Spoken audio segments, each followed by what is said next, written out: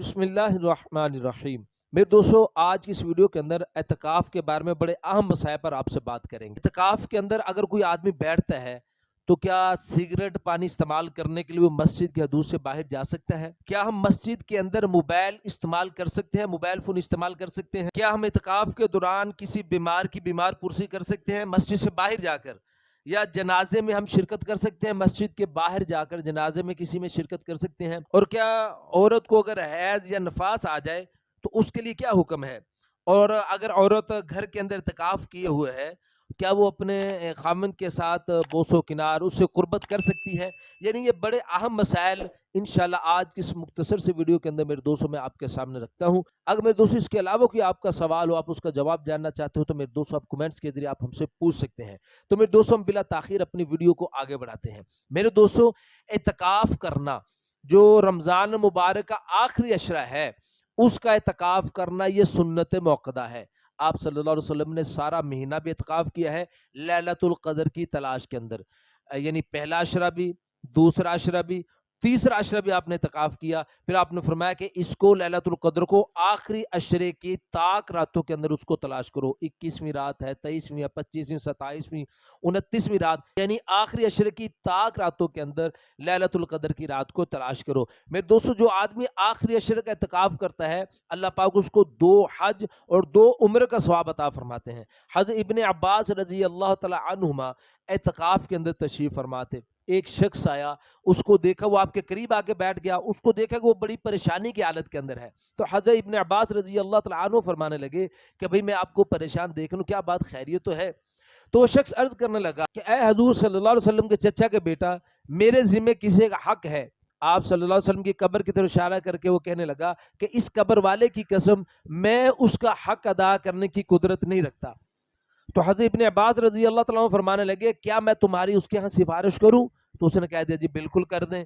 تو حضرت ابن عباس رضی اللہ تعالیٰ عنہ اعتکاف میں بیٹھے ہوئے تھے، تو آپ نے فوراً جوتے لیے ہاتھ میں اور چل پڑے۔ تو وہ شخص کہنے لگا کہ اے حضرت ابن عباس رضی اللہ تعالیٰ عنہ، کیا آپ بھول گئے آپ تو اعتکاف میں تھے؟ تو حضرت ابن عباس رضی اللہ تعالیٰ عنہ فرمانے لگے کہ میں نے اس قبر والے سے سنا ہے، اللہ کے نبی صلی اللہ علیہ وسلم کی قبر مبارک کی طرف اشارہ کر کے فرمایا کہ میں نے اس قبر والے سے سنا ہے کہ جو آدمی کسی مسلمان کی حاجت کے لیے چلتا پھرتا ہے، اس کی ضرورت کے لیے چلتا پھرتا ہے، شرعی ضرورت کے لیے چلتا پھرتا ہے، اللہ پاک اس کو 10 سال کے نفل اعتکاف کا ثواب عطا فرماتے ہیں، 10 سال کے۔ اور پھر فرمایا کہ ایک دن کے اعتکاف کا جو ثواب ہے وہ اللہ پاک اس کو 3 خندق جہنم سے دور کر دیتے ہیں۔ اور وہ جو 3 خندق کا فاصلہ ہے، وہ فرمایا کہ زمین و آسمان کے درمیان میں جتنا خلا ہے اس سے بھی اس کی چوڑائی زیادہ ہے، اس سے بھی اس کی چوڑائی زیادہ ہے، یعنی اتنا اجر و ثواب ہے۔ اب میرے دوستو، جو آدمی 10 دن کے اعتکاف کرتا ہے تو اللہ پاک اس کو 30 خندق جہنم سے اللہ پاک اس کو دور فرما دے ہیں۔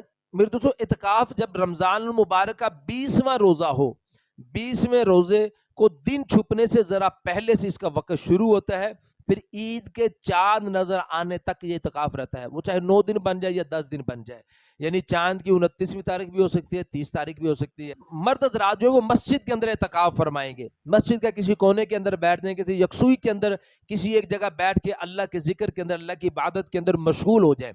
وہ پورا عشرہ اللہ کے ذکر کے اندر مشغول رہے، لایانی سے بچے۔ ایسے ہی مستورات گھر کے اندر کوئی ایسا حصہ مخصوص کر لے جہاں پہ وہ جائے نماز رکھا ہوا ہو، جہاں پہ وہ نمازیں پڑھتے ہو، ایسی جگہ کو مخصوص کر کے وہاں پہ تشریف رکھیں۔ تو پھر بلا ضرورت وہ وہاں سے نہیں اٹھے۔ ضرورت کیا ہے؟ پیشاب خانے کے لیے جانا، کھانے پینے کے انتظام کے لیے اٹھنا، یہ تو ضرورت ہے۔ لیکن میرے دوستو، اگر گھر کے اندر کوئی ایسا فرد ہے یا کوئی نوکرانی وغیرہ ایسی ہے جو کھانے پینے کا بندوبست کر سکتی ہے، تو پھر ایسی صورت کے اندر میرے دوستو کھانے پینے کے لیے بھی اٹھنا نہیں چاہیے، وہیں پہ اپنی جگہ پہ ٹھہر کے ذکر و عبادت میں مشغول رہنا چاہیے۔ تو میرے دوستو، اگر حیض یا نفاس آ جائے تو پھر میرے دوستو فوراً میرے دوستو اعتکاف کو ختم کر دینا چاہیے۔ پھر اعتکاف کرنا یہ درست نہیں ہے۔ اعتکاف کے دوران عورت اپنے خامند کے ساتھ بوس و کنار نہ کرے، قربت نہ کرے، اس کے ساتھ ہم بستری نہ کرے۔ اعتکاف کے دوران میرے دوستوں کسی کی بیمار پرسی کرنا اس کی بھی اجازت نہیں ہے. اگر وہ مسجد سے باہر نکلے گا تو اس کا اعتکاف ختم ہو جائے گا, اس کا اعتکاف ٹوٹ جائے گا.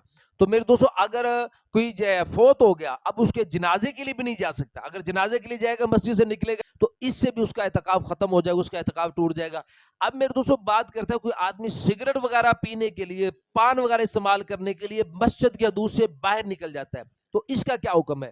تو میرے دوستو سگریٹ پان وغیرہ استعمال کرنے کے لیے اگر مسجد کے حدود سے باہر نکلتا ہے تو اس سے بھی اس کا اعتکاف ٹوٹ جائے گا. میرے دوستو اعتکاف کے دوران موبائل کا استعمال کرنا, کال وغیرہ کے لیے تو کوئی گنجائش نکلتی ہے کہ کال وغیرہ آدمی کے کال پہ کسی سے بات کی, فون آ گیا یا کسی کو فون کر لیا, اس میں تو کوئی گنجائش نکلتی ہے؟ یعنی اعتکاف میں بیٹھ کے کوئی آدمی فیس بک استعمال کر رہا ہے یا کوئی یوٹیوب وغیرہ استعمال کر رہا ہے. اب خود بتاؤ, ایک آدمی قرآن کی تلاوت بھی دیکھ رہا ہو موبائل کے اوپر, تو وہ صرف تلاوت نہیں آتی, وہاں پہ اور بہت سی چیزیں اس پہ شو ہونا شروع ہو جاتی ہیں, بہت سی چیزیں نظر آنا شروع ہو جاتی ہیں, فاحشہ عورت ننگی تصویریں اس کے اوپر ظاہر ہو جاتی ہیں. تو اس لیے اعتکاف کے دوران موبائل تو بالکل بھی استعمال نہیں کرنا چاہیے, موبائل سے بچنا چاہیے. رمضان المبارک میں قرآن نازل ہوا, قرآن کی تلاوت کثرت سے کرنا, درود شریف کثرت سے پڑھنا, کلمہ طیبہ کثرت سے پڑھنا, استغفار کثرت سے کرنا, جنت کی طلب کثرت سے کرنا, جہنم سے پناہ کثرت سے مانگنا, اور اللہ پاک ليلۃ القدر کی رات اللہ پاک توفیق دے دے, ليلۃ القدر کی رات مل جائے تو پھر اللہم انک عفو تحب العفو فاعف عنا, یہ دعا اللہ کے نبی صلی اللہ علیہ وسلم نے تعلیم فرمائی ہے, اس دعا کو کثرت کے ساتھ مانگنا. تو میرے دوستو اعتکاف میں بیٹھنے والا ہر صورت اس کو ليلۃ القدر کی رات کا ثواب مل جاتا ہے. اس کی وجہ علماء فرماتے ہیں کہ اعتکاف میں بیٹھنے والا 24 گھنٹے ہی عبادت میں شمار ہوتا ہے, وہ سویا بھی ہے تو عبادت کے اندر شمار ہوگا. اب 21 ہے, 23 ہے, 25, 27, 29 کوئی سی بھی رات ليلۃ القدر کی ہو, وہ چاہے سو رہا ہو چاہے عبادت کر رہا ہو, تو انشاءاللہ اس کی رات جو ہے وہ ليلۃ القدر کی رات میں عبادت کرنے میں شمار کی جائے گی. تو میرے دوستو اگر اس کے علاوہ کوئی آپ کا سوال ہو, آپ پوچھنا چاہتے ہو, تو آپ کمنٹس کے ذریعے آپ ہم سے پوچھ سکتے ہیں. اپنا بہت سا خیال رکھیے گا, دعا میں یاد رکھیے گا. ملتے ہیں انشاءاللہ اگلی ویڈیو میں. السلام علیکم ورحمۃ اللہ وبرکاتہ.